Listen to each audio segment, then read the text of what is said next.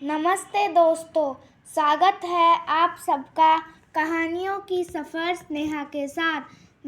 यह एक ऐसा मंच है जहां हर कहानी अपने साथ एक नई सीख, नई सोच और ढेर सारी खुशियां लेकर आती है।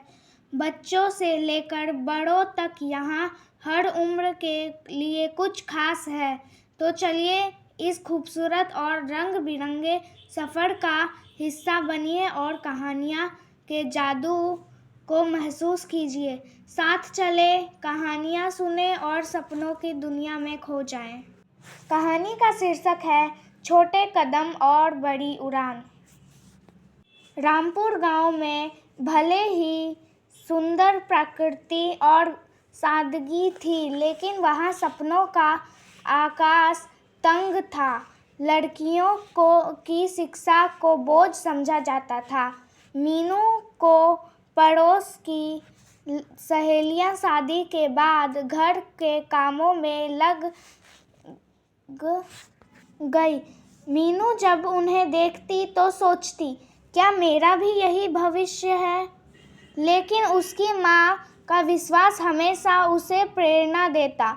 माँ कहा करती, बेटी तू पढ़ेगी तो मैं समझूंगी कि मैंने अपनी जीवन का सबसे बड़ा काम किया है। मीनू माँ की आंखों में वह सपना देखती थी जो उसके गांव की किसी और माँ ने शायद कभी न देखी। परीक्षा के दिनों में मीनू का संघर्ष और बढ़ जाता। बिजली की कमी के कारण वह रात में दिया जलाकर पढ़ाई करती। कभी कभी उसके पास तेल खत्म हो जाता तो वह चांद की रोशनी में बैठकर पढ़ाई करती। मीनू के पिताजी उसके लिए किताबें खरीदने की कोशिश करते, लेकिन जब खेतों से कमाई नहीं होती तो मीनू खुद टीचर से फालतू कागज और पेंसिल मांग लाती। उसकी मेहनत देखकर गांव में कुछ लोग धीरे धीरे उसका समर्थन करने लगे और फुसफुसाते, लड़की में सच्ची लगन है, यह कुछ कर दिखाएगी। जब मीनू को जिले में पहला स्थान मिला तो अखबारों में उसकी तस्वीर छपी।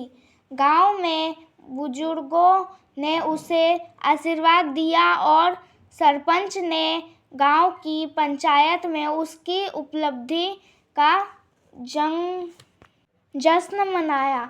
सरपंच ने कहा, आज से हमारे गांव में हर लड़की को स्कूल भेजना होगा। मीनू ने हमें दिखा दिया कि मेहनत को कोई विकल्प नहीं है। यह मीनू की जीत नहीं थी, यह उसके गांव की जीत थी, यह सोच की जीत थी। शहर में आकर मीनू को कई मुश्किलों का सामना करना पड़ा। अंग्रेजी बोलने वाले बच्चों के बीच वह खुद को छोटा महसूस करती। उसने किताबें पढ़ी, नई भाषा सीखी और शहर के माहौल में खुद को ढाल लिया। टीचर भी उसकी मेहनत से प्रभावित हुई। एक दिन उसकी अंग्रेजी की टीचर ने कहा, मीनू तुम्हारा सफ़र आसान नहीं है, लेकिन तुम दूसरों के लिए मिसाल बनोगी।